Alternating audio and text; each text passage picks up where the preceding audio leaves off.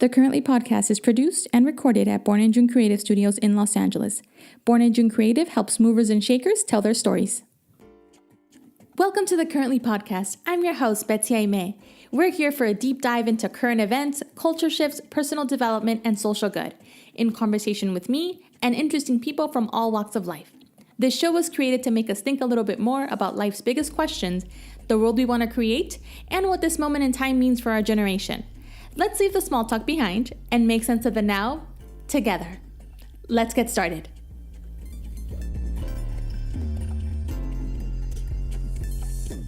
Welcome to the show. I'm Betsy, your host. I hope you are having an amazing week. I want to introduce to you our guest for the week, Ayana Angel.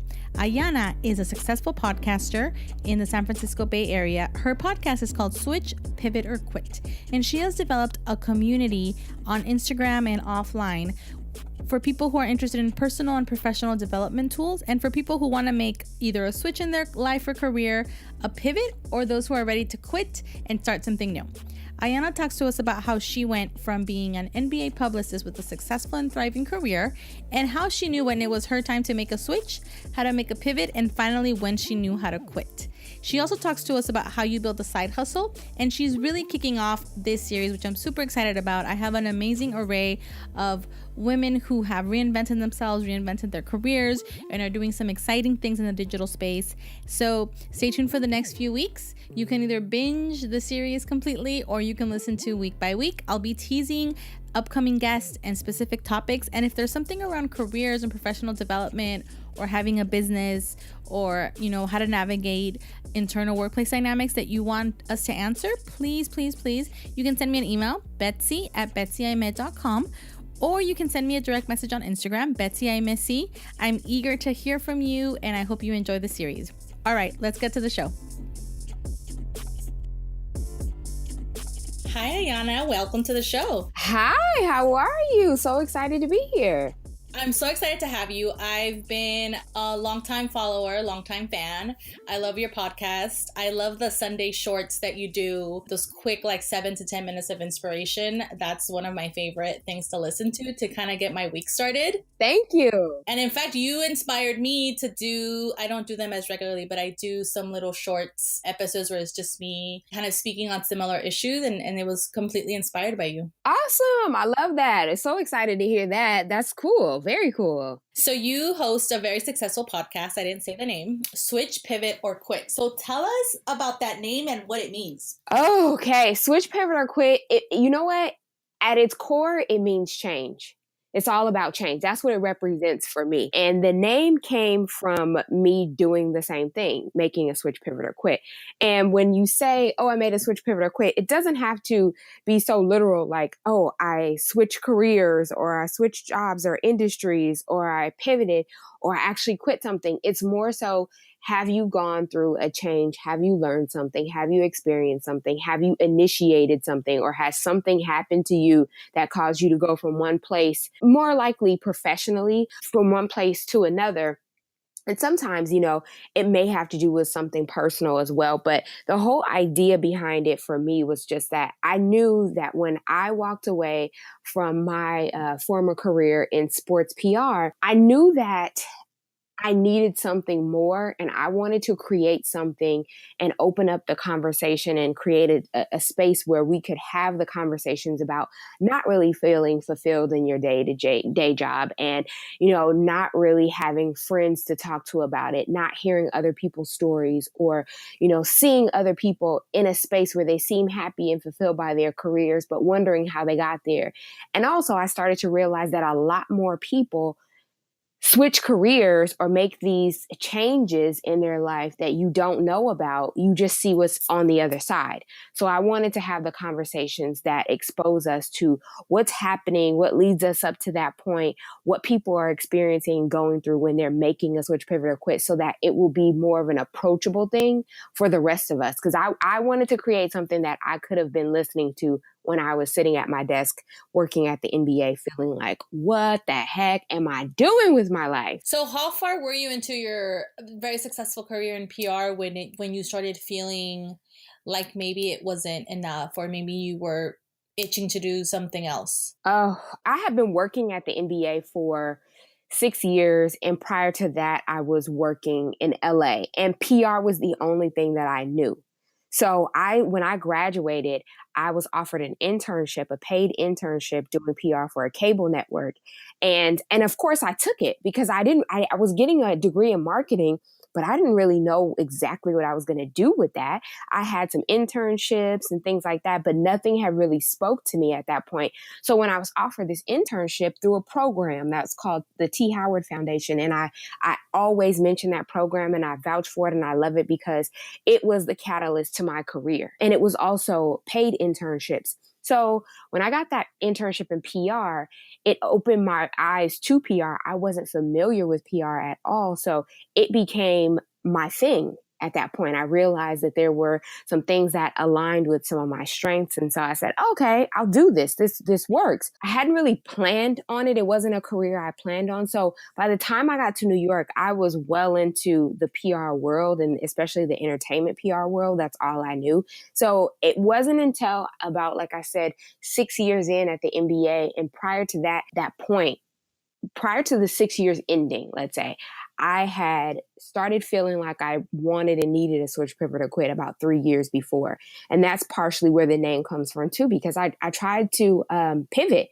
I tried to get different jobs or similar, jobs working in a similar space. Nothing was working out. And eventually I just had to have this moment. And I got to this point where I was like, maybe this is not working out for a reason. You have these outside interests. You have other things you want to do, because while I was still working at the NBA, I had a side hustle and I co-created this jewelry line. And the jewelry line was a hit, and Beyonce wore it, Solange wore it. It was in Italian Vogue. It was on BET, Rip the Runway. Like, it was in all these places and it was doing well. But that was my glimpse into, hey, you are way more creative than this career and position allows. So maybe you need to start thinking about what else your career could look like. And then I was going on these interviews and things like that, and things just weren't working out. And I took that as a sign to say, maybe you need to look inside and figure out a bit deeper as to where you actually want to go versus just trying to check the next box, get the next job in PR entertainment. Yeah, and I think you touched on a lot of important topics. I think this idea that there is a track that we get on and the train leaves the station and we're just on it after a while, and at first it felt like we were conducting the train, right. And then after a while it can feel like we are just on it. And I think I was at Alt Summit, and last week, and one of the speakers, Stacey Ferguson, who's the founder of Blogalicious, right. She actually talked about something that I thought is related to this, and she said, you can be gifted at something but not be passionate about it. And it sounds like sometimes, like, you were gifted at what you did, obviously in PR and working in the entertainment industry, which can be a very difficult industry to break into, but you were being successful at it. But after a while, you realized that your passion didn't necessarily align. And I do feel like ideally we can get to a place where we can align our skills and our passions and our gifts a little bit more, and not just go necessarily to where maybe we're gifted. In Stacey's case, she was talking about how she was a gifted attorney and she thought that work was great, and but not necessarily aligned with her passions after a while. So when did you know it was time to quit? I knew it was time to quit when my feelings were very apparent. I couldn't hide from it anymore. Like, I felt like I did not want to be in this place anymore. I did not feel like I was happy anymore in general. And one day I realized, and I said to myself, I was like, this whole situation is changing me. It's changing how I act and how I show up. I don't want to show up like this. But because of my circumstances, I was allowing those circumstances to impact how I acted, reacted, engaged with people, and not just people at work, people at home. And I found myself always complaining and, something happened again, or just whatever it was. And I was just like, this is just too much. I hadn't known anybody to go through that. I hadn't known anybody personally or professionally. But when I looked up, I realized that professionally, there were a lot of people around me actually going through the same thing. Not so much personally, but professionally. And people were sharing their frustration or their lack of interest and things like that. And I was like, wow, so, okay, I'm not alone. And at home, though, and in my personal life with my friends, I was alone. And I was like the only one that was like really not feeling it, you know? And so for me, I just sort of thought to myself, like, okay, you have to do something to change this. And that was sort of like an aha moment for me, I guess you could say, when after doing all these little things, I just, and trying to rack my brain about, okay, what's going to happen? What are you going to do? Are you looking for a job? Where are you going to look? You know, and just going through those motions, I finally just had to say to myself, like, you have the power to control the situation. Nobody is holding you here in this job. If you don't want to be here, you don't have to be here. But what are you going to do? So a lot of it is going inside. And for me, it was just realizing that, hey, this doesn't look how I want it to look in terms of life and what I thought my happiness would look like. So I better figure something out. Yeah, and I think one of the things that happens to a lot of us who are ambitious go-getters is that we're always chasing the Right. goal. And then sometimes we realize when we reach the goal, it doesn't feel like whatever we thought it was going to feel like, which the whole time was just a figment of our imagination, because no one is saying when you work for XYZ or when you do XYZ, you're going to feel this way. It's just kind of the story we tell ourselves, Absolutely. right? Like when I do this, I will be happy. When I get this pay raise, when I get this promotion. Right. And that definitely, everything you're saying just resonates with me so much, because that was a lot of my journey in my 20s, pursuing a career in politics and advocacy. And I also was that person who, I want to say it was 2009 or 2010. So I felt like I knew pretty early on, like, oh no, like I'm not happy here. And I read a blog post by a woman, and in my case, I knew I wanted to write or do something in that creative space. And she said, well, if you're a writer, why don't you just write? Like, and it wasn't even directed to me, but it was one of those things that came at the right place at the right time. And I said, well, maybe I should. And I kid you not, from that day, it still took me like another year and a half to actually write something, because it can be so difficult. It can. Yeah. And sometimes we go off of what we know and what's familiar to us. So trying to incorporate something that is not the norm into our lives becomes a challenge. And sometimes when things are challenging, we procrastinate. We put it off to the back burner and we're like, oh, I'll work on it later. I'll do it later.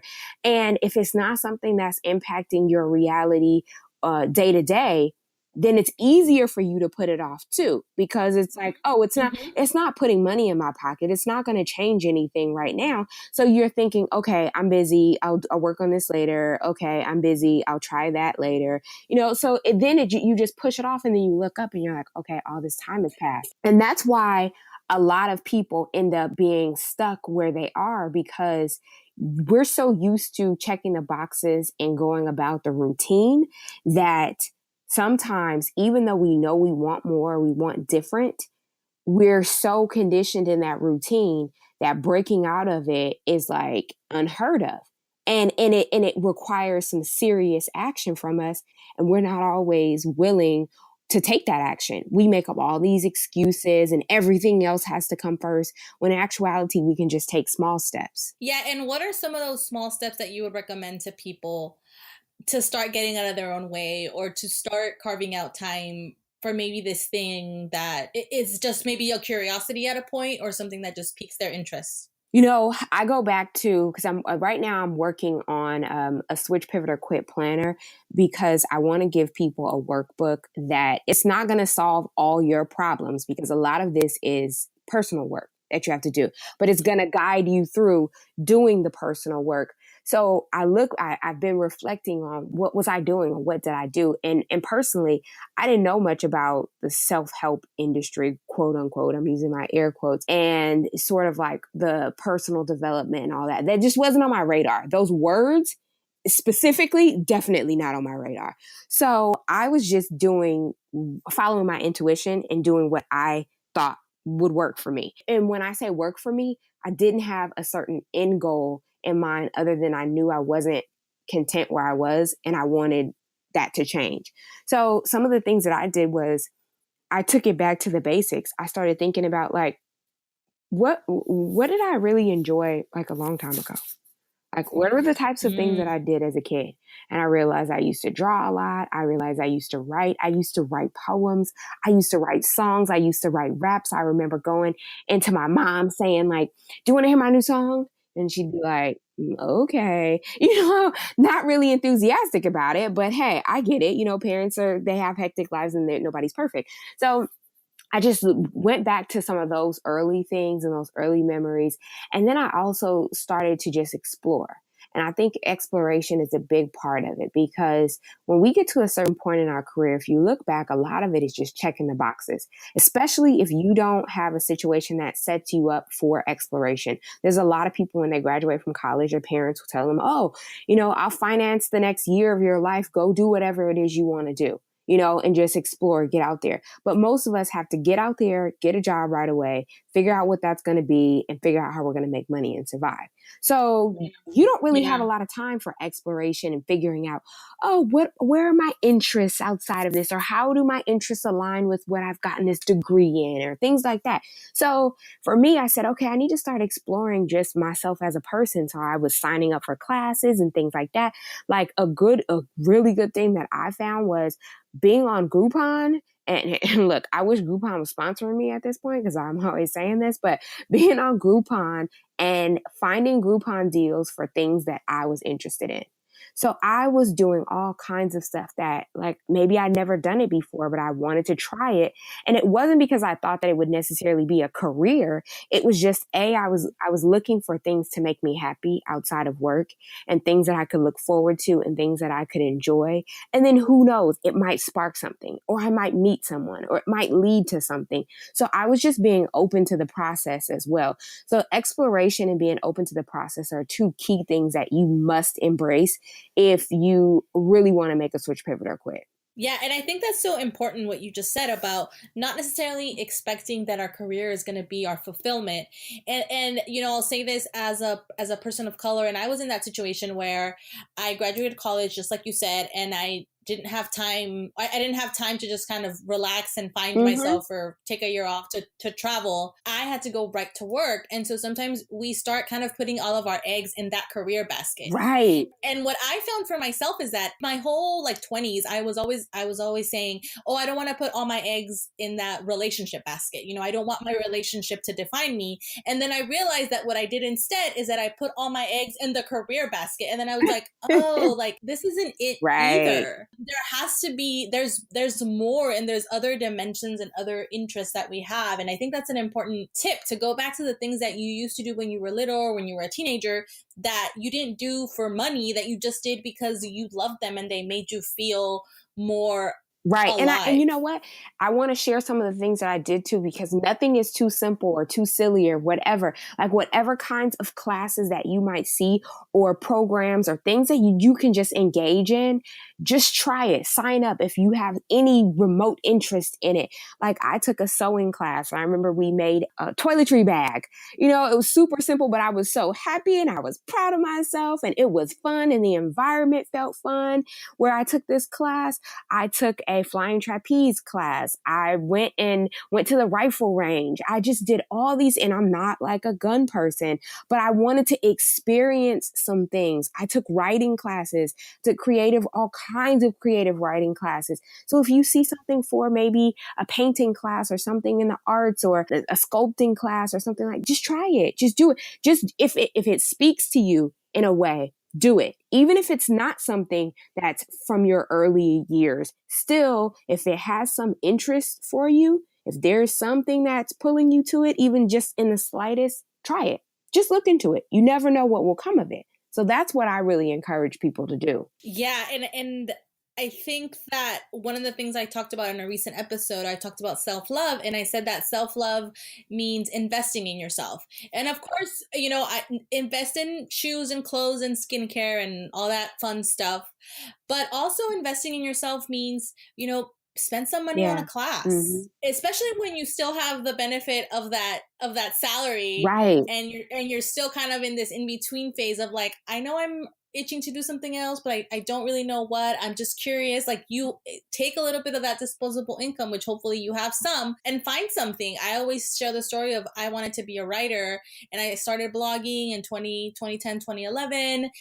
And then I took some time off of writing because I had my son, and then I started pitching, and none of my pitches were being accepted. And I said, okay, well, since I'm not having anything published now, maybe I should just be around writers. So I started volunteering to put together conferences for writers. Oh, nice. Nice. See, that's a great idea. That right there is perfect because it just put you in the mix of something that you are interested in. So maybe it's not a class. Maybe it is volunteerism. Maybe it is just being engaged and around people that could potentially spark something in you. So that's awesome. Yeah, and I think especially if you don't, I said if you have disposable income. So if you don't, I think that's another way for you to get involved and meet Right. people that will eventually either maybe you see something they do and you're like, oh, I could do that too. And then eventually I took creative writing classes Mm-hmm. here in LA through the UCLA extension. Mm-hmm. But I think that's just an important thing. And I feel that sometimes people think, oh, this means that I'm leaving my job, or I'm doing this because I'm leaving my job. But it doesn't necessarily have to be for that purpose. It can become that. Mm-hmm. Yeah, and that's how some great stories are formulated or how they evolve. There wasn't a specific intention to do this one thing, but somebody was following something that they were interested in. And next thing you know, it turns into something a bit more. And then they look up and they're actually in a business or a new career or something like that. So sometimes it's just a matter of letting things happen and being open to what the possibilities are versus trying to be so stringent about things and saying, oh, I must do this and do that, because you see where that's gotten you. Most of us, we end up in a place where we feel like, not really satisfied and not really fulfilled because we've just been checking the boxes. And now we know where that gets us. There's no time for exploration. There's no time for understanding ourselves. And that's something that they don't teach you. They teach you all these things in school, but they don't teach you how to just be a person. They don't teach you how to find your happiness. They don't teach you how to understand yourself. So these are things that you're now going to have to learn on your own. So that's what you want to sort of like keep in mind and start immersing yourself in so that you're not just chasing this next checkbox. You're actually being a part of the process and allowing yourself the room to grow in this process too, because a lot of what we're talking about is just growth as well. You know, you may love this career when you first get out of school in your early 20s, but as time goes on, you change as a person. Your experiences happen to you. Life changes. So maybe the things that made this position perfect for you and okay back then, they're just not, the situation's not the same anymore. I know for PR, it's not really the best career if you have a family, especially like entertainment PR. I remember times, and this is back when I was living in LA, where I was working at this PR agency and I had to tell my friends one day, I was like, look, my life is not my own. And I had to say that to them because they were a little bit annoyed that I was late to dinner. And I know I'm late to dinner, but when you work at a PR agency and when you work in entertainment PR, things happen and sometimes you can't control it. So then you're late or you don't show up to certain things. And when you have a family and as you get older, you may realize in your growth process, this is actually not going to work for me. So then you need to figure something else out. So it's all about just allowing yourself to grow and then being open to what happens along that journey as well. Yeah, and I think you touched on an important thing, this idea of self-awareness and understanding yourself. So if I'm someone who is maybe just starting out on that journey, do you have any tips or suggestions? And you also alluded to that when we were talking about the planner, that you can give tips and tools, but ultimately it's about the internal work. So can you share some of that internal work that you've done, or that, you know, people that you've coached have done that you find have been helpful if people are just starting out? Yes, absolutely. A lot of it is getting your mind right. And the first thing that I would say is you have to acknowledge where you are. A lot of people, they spend all this time complaining and just being in this sort of like funk about where they are, but they're not exactly acknowledging where they are and saying, okay, this is where I am. This is what's happening. These are the reasons that I'm not, impressed or happy by this. So now I need to be accountable for doing something about it. And am I going to do that? Because so many people will sit in that space and stay there. They will know, they will understand that they're not happy where they are and everything, but they won't allow themselves, they won't become accountable so that they can actually do something. Because the only person that can change your reality is you. That's it. So I say you just have to embrace this plot twist that you want. You have to be honest with yourself. You have to embrace the idea of change, because if you want to switch, pivot, or quit, and you want to do something different in your life, change is necessary. You're not going to have chances are you're not going to have the same routine you used to have, all these things. And it might be little things that change. It might be big things, but you need to be open to those changes. And then you also need to explore the storyline, explore what's happening, explore the kind of conversations that you're having with yourself. A lot of how we get stuck in a certain space is because of the things that we're telling ourselves. Oh, I'm only good at this. I can't earn more money than this. This is the family business, so I have to be in this business. People won't respect me if I try to do this or try to do that. I'm only good at, XYZ. So pay attention and explore the storyline and figure out, what are you possibly saying to yourself or doing that could be holding you back? Because sometimes we don't even realize how we're our own blocks and we're standing in our own way. And then start really thinking about, like, how do I see myself? How do I show up in this world? How do I want to show up in this world? There's a lot of different exercises and questions and things like that you can ask yourself. And you know what I've realized in just now being more immersed in this world of, let's say, self-help, a lot of it is the same. There's similarities in a lot of things that people will suggest that you do. It just depends on who you want to hear it from, who you connect to, who you can feel like, wow, she did it, so I can do it. So nothing that I say is like groundbreaking or completely new. I can just say from my experience and the things that I've learned and the things that worked for me. And a lot of that is the initial stuff that I said. It's like I had to get real with myself and say, okay, you don't want to be here. And you also feel this way, and own those feelings, because sometimes we try to run from those feelings and hide from it, especially when we're around friends and family, people that we love. We want to act like everything's okay, even when it's not okay. So we're sitting here and someone's saying, oh, how's it going? Oh, it's good. But we really want to be like, I'm just bursting at the seams. I can't stand it. I want something to change. And, like, you have to own your feelings. And if you don't, then you're constantly running from it, hiding from it. And that's not going to get you any closer to where you might actually want to be. But at that moment, and I'm not saying where you definitely want to be, but where you might actually want to be, because in that moment, you probably don't even know where you want to be. And that's a lot of it too. It goes back to the exploration thing. We haven't even had a chance to explore who we are as a person and really figure out, what do I like versus what I don't like? What are my strengths and my weaknesses? Like, really, what are my strengths and my weaknesses? Not with relation to this particular job or this particular industry or career, period. When I'm out in this world, what are my strengths and my weaknesses? Because those things that show up in your personal life can also be transferred into your professional life too. So there's a lot of factors and things to think about, and exercises that you can take yourself through, and questions that you can ask or answer rather. But what it comes down to is being committed to doing the work, because it is work.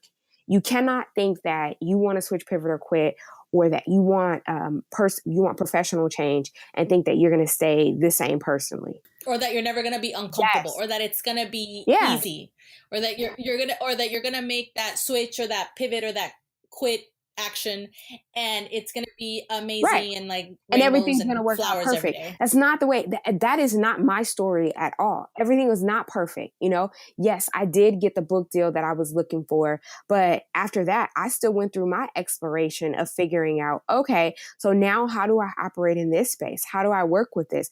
all of that led me to where I am right now with hosting the Switch Pivot or Quit podcast. And now everything makes sense.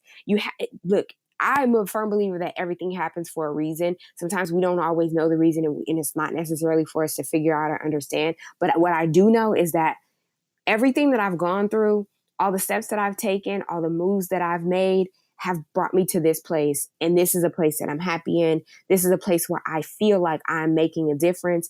And that is one of the things that I said to myself, I felt like I was missing in my previous career. I felt like I was doing all this PR work for, this big major league and everything, but I felt like I wasn't making a dent. I felt like I wasn't really doing anything. When I really would get happy and enjoy things is when I would do things with NBA Cares, and we would have volunteer days where we would actually leave the office and go like paint a school and do like beautifying a school and things like that. Like those are the times where I really felt like, yeah, and felt good about myself. And when I was doing all of my work, but I'm still doing work, let me be clear. But in the early days of doing my work, I was realizing that I felt like I wasn't bringing anything to the table at large in life with my career. And everybody might not feel that same way. It's okay to be selfish if that's what you want. But for me, I felt like I was in a thankless career and there had to be more. And there had to be ways that I could give more, do more, and just show up in a bigger way in this world. So you mentioned the book deal. So one of your goals from my preparation for the interview and just being a fan of yours on Instagram, you had a goal when you finally did the quit action, and you said in 3 months I'm gonna have a book deal, and then you achieved that goal. And tell us what happened next. So actually let me back up a second. While I was working, I was writing this book. So on nights and weekends, I was writing this book for about 9 months. Very important to mention that there's a lot of lost weekends or potential outings or Netflix binge time that goes into having a side hustle or having very ambitious goals outside of your 9 to 5.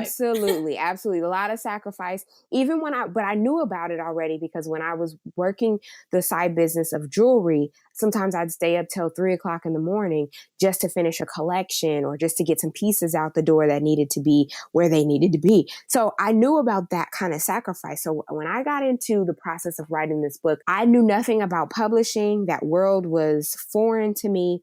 And if I wasn't writing, I was researching, trying to understand the world that I thought I wanted to be in. So I needed to figure it out, right?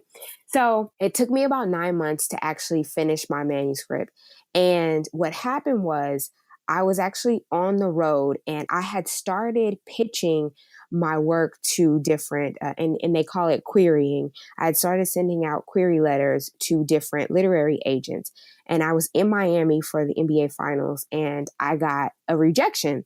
So someone basically, it was this man, and he requested the first few chapters of my manuscript. And what they do is they request that they read it and they let you know if they're interested or not.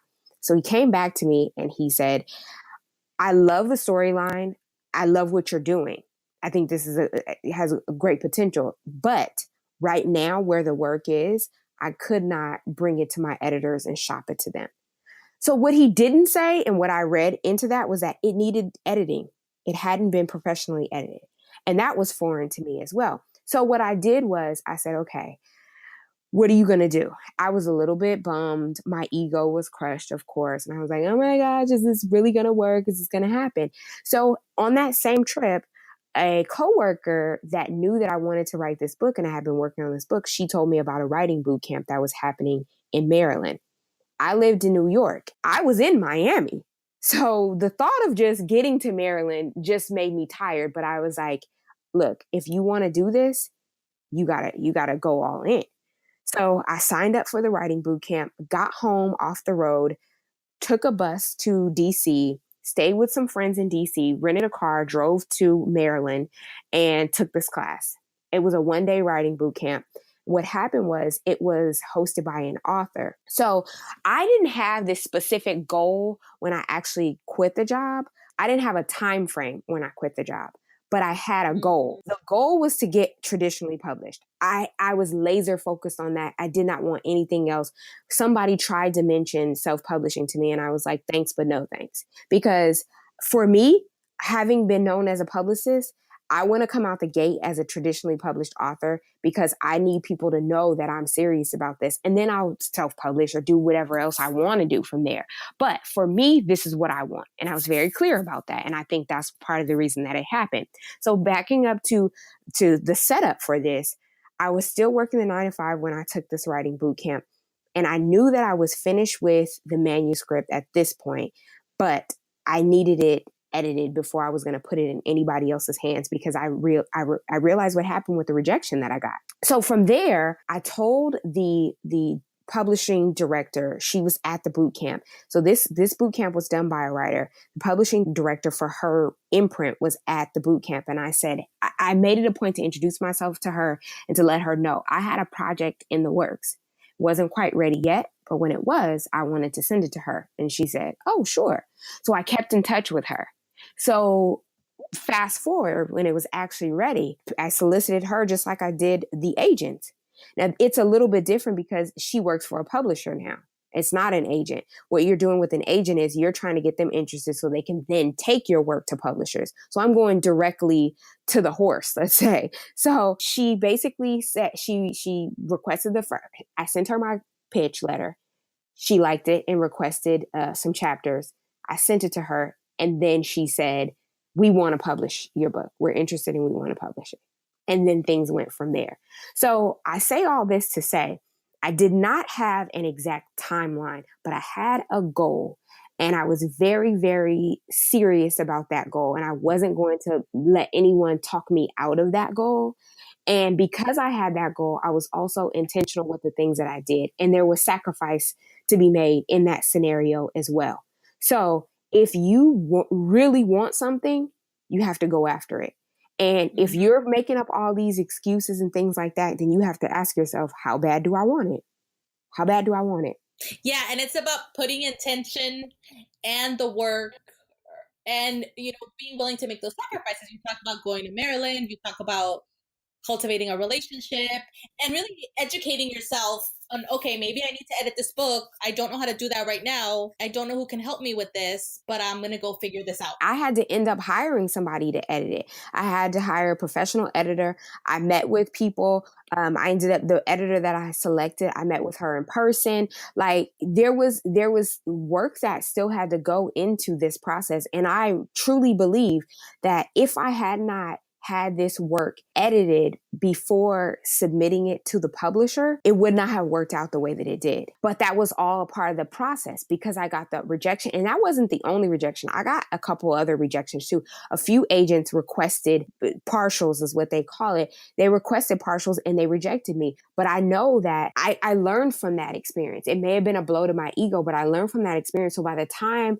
I wanted to pitch this actual publisher, I said, I got to have it all together. And what I found out and realized was that the publishing industry, the way that it's set up right now is similar to like the music industry. You can come out as an independent artist and release an EP or a mixtape or something like that.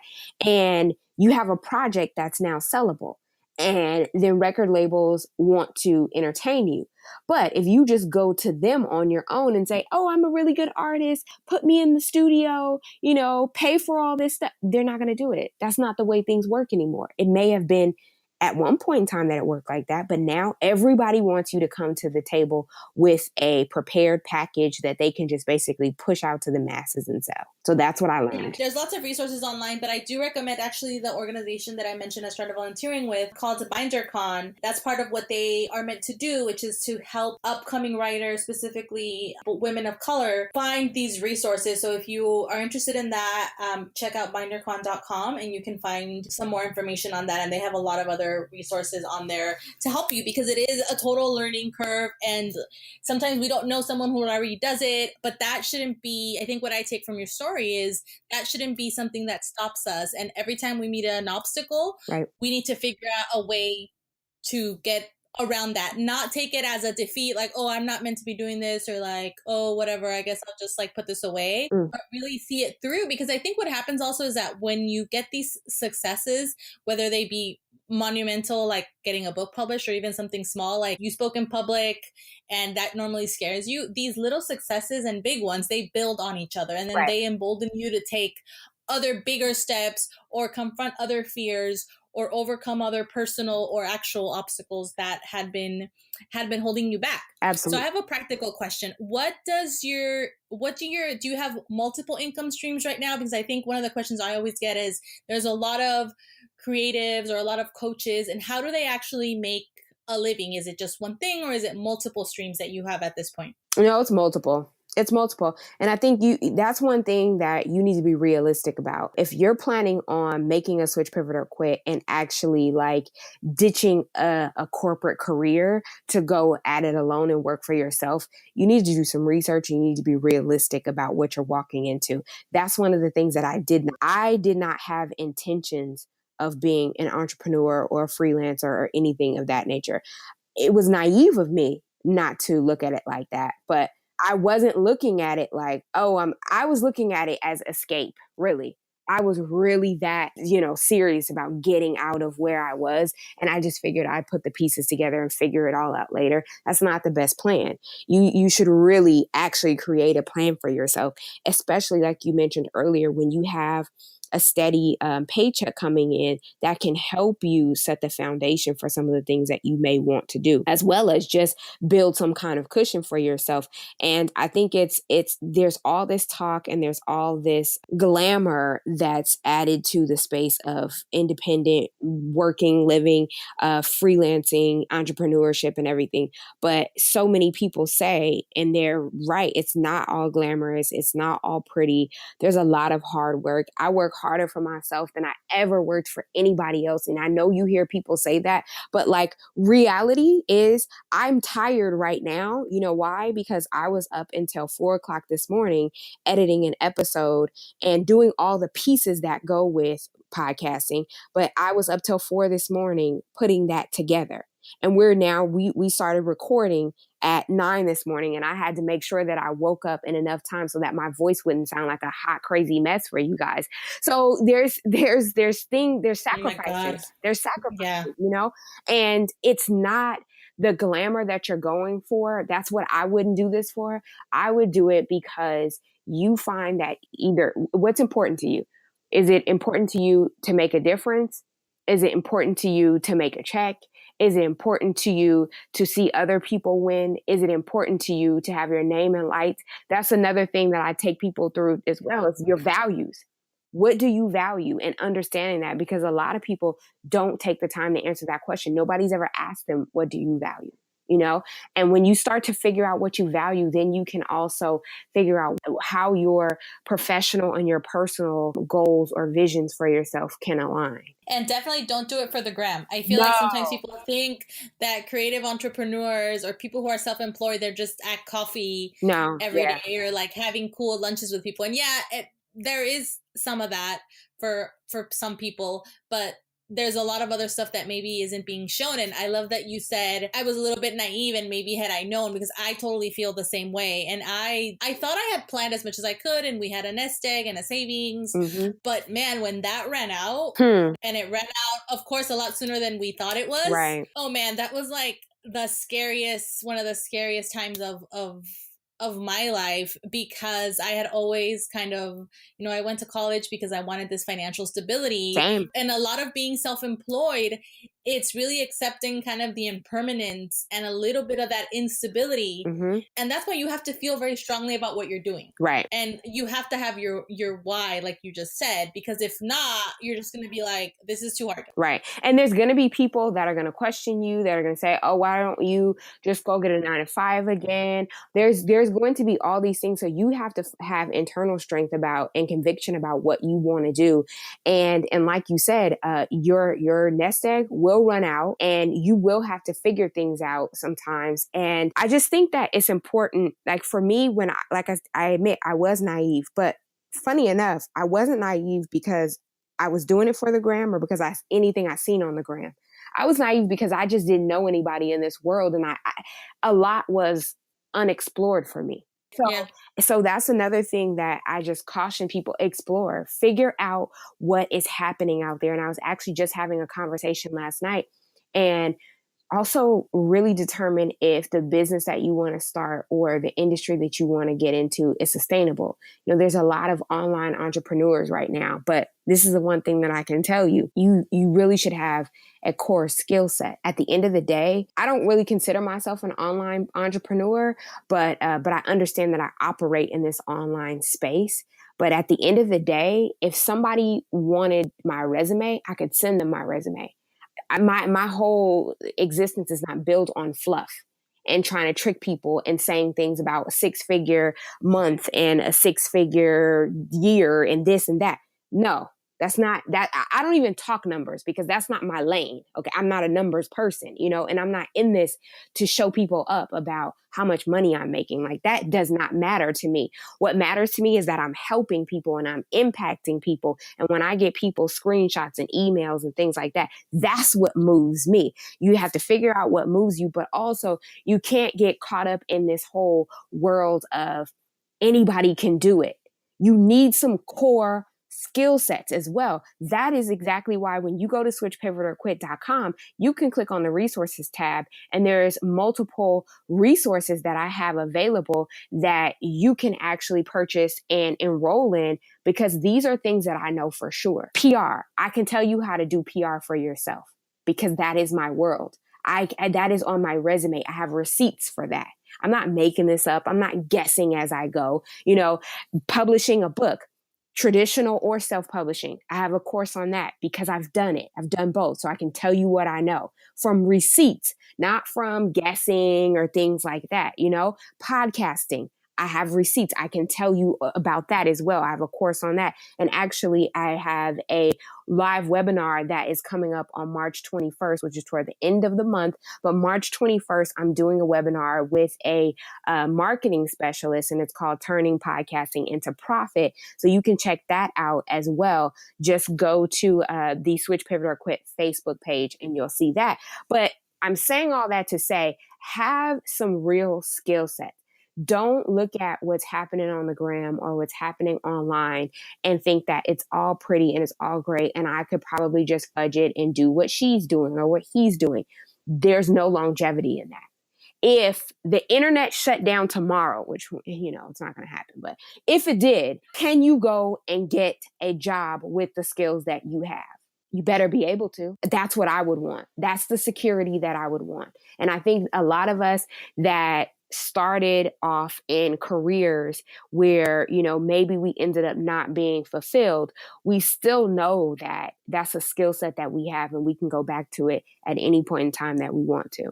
And that's important. Yeah, and that's another thing to think about. When we talk about making a switch or a pivot or a quit, it doesn't mean, all that stuff I did for 9 years or all that stuff I did for 5 years is no longer useful. Right. You incorporate your knowledge of PR, and that has definitely helped you build your own now brand and online community. Absolutely. I did a lot of community organizing and relationship building. That was kind of the core of what I did, and that has really helped me bring that over into what I'm doing now and, getting clients and building support for political campaigns or for political causes. It's very similar to building support for a client or building up their email marketing list. Like, the things are interchangeable. Right. The skill sets do sometimes transfer over. So I have my last question for you. I was actually interested myself in your podcasting webinar. So is blogging dead? or a different, maybe more positive question, is podcasting the new blogging? Yes, absolutely. Absolutely. So obviously we use the language blogging is dead because it captures people's attention. But do I feel that and have I said that? Yeah. And I do think that podcasting is the new blogging because so many people, look, if you think about it, there was a trend. There were early adapters to blogging, right? Those people did really, really well because the space was uncharted territory. They started to realize the opportunities and the possibilities, and they took it and they ran with it, right? I feel like podcasting is the exact same way. It's not that it's new. It's just that it's gaining popularity and momentum. And I feel like it's going to be like the YouTube space, the blogging space, where the people that were the early adapters and the people that got in early are going to see a success that they couldn't have even expected, because the more people that start to tune in and gravitate to podcasting, the more your audience has the potential to grow. Right now, the audience is nowhere near where it could be. It's nowhere near where it could be. It's a small fraction of the population that listens to podcasts. Just imagine what happens when everybody really gets on board. And how I know that everybody is not on board yet is when I first started my podcast, a lot of people that I know said, I feel really silly asking you this, and I know what a podcast is, but how do I listen?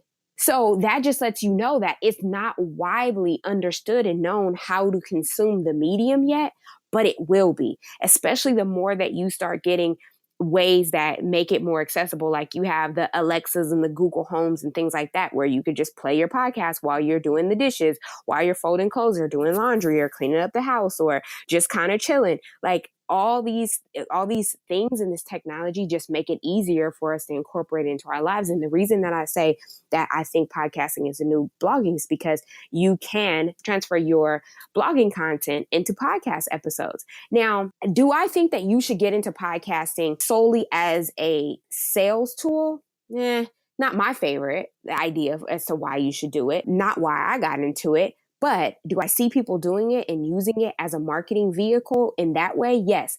But do I think you should use it as a marketing tool for yourself? Absolutely. PR? Absolutely. Because PR falls under marketing. And if you're going to do a podcast that is raising your profile, it's making it so that you're on a more visible space and that people can actually consume you and start to look at you as an authority. And I think that that is what blogging did for a lot of people for a number of years. But if you look at our attention span and how we consume, when's the last time you actually went to a blog and read a full blog post, let alone left that blog, clicked and read another one?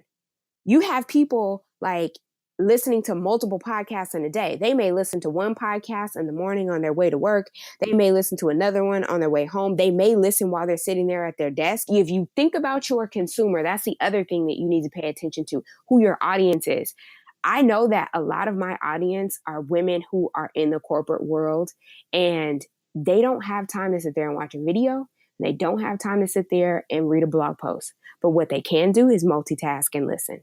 So that's why I feel the way that I feel. And that's why I'm teaching this webinar, because I feel like the more people that enter the podcasting space, the better, in the sense that that will help to grow the community and grow the eyeballs and the audience on the space. Because if you have a significant blogging community and then you take that community and you transfer them over into listening to your podcast, now they're more likely to come and listen to my podcast or your podcast, you know? So because now they're familiar and it's not intimidating for them to become a consumer of podcasts. Yeah, and as women and women of color, we really need to get in there, Yes. because traditionally, when podcasting first started, it was a lot of white men And it still who were dominating the space, and it still is, right? Like if you look at, I will look at the articles for like, top 5 podcasts to listen to, and a majority of them are being dominated by white men, and so I think there's definitely an opening and a need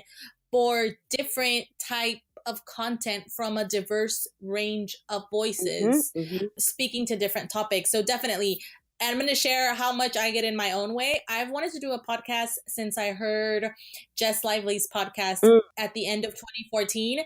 I didn't start a podcast till 2017. Wow. So don't do what I did. Do it now. Sign up for the course. This is not sponsored, by the way. No. I also love Christine, who you're doing it with. She's amazing. I follow her on Instagram too, and she always shares lots of good tips. So there'll be a lot of knowledge on there. Absolutely. For sure. Yes. Thank you so much. I really enjoyed our conversation. You have so much knowledge to share. I'm so grateful that we got to connect on this space. Thank you. So where can people follow you or get in touch? Yeah. So everything is housed at switchpivotorquit.com. So all social links, all resources, all podcast episodes, everything, you can find it at switchpivotorquit.com or on switchpivotorquit.com. And then I tend to hang out social wise on Instagram. So that's at switchpivotorquit. And that is where I do my zhuzh, I guess he's saying, where I hang out.